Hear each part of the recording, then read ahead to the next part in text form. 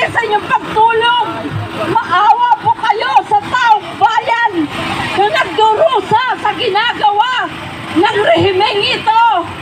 Bumalik na naman ang panahon ng Marcos noon.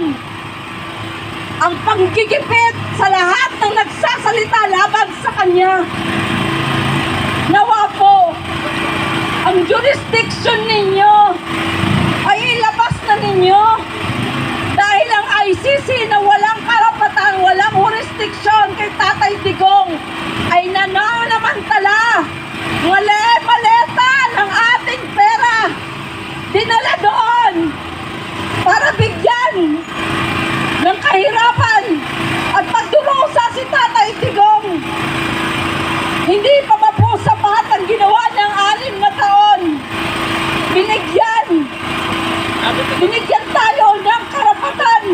Binuhay ang ating bansa, ang ating ekonomiya.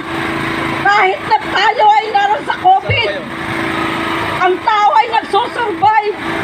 Ngayon po wala na. Kami po na ina ng tahanan. Ito po kami, dumudulog sa inyo.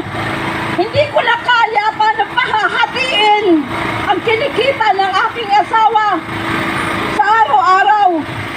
Hindi ko na alam paano ko pabibigyan ang aking mga anak dahil wala na kami pagkukunan.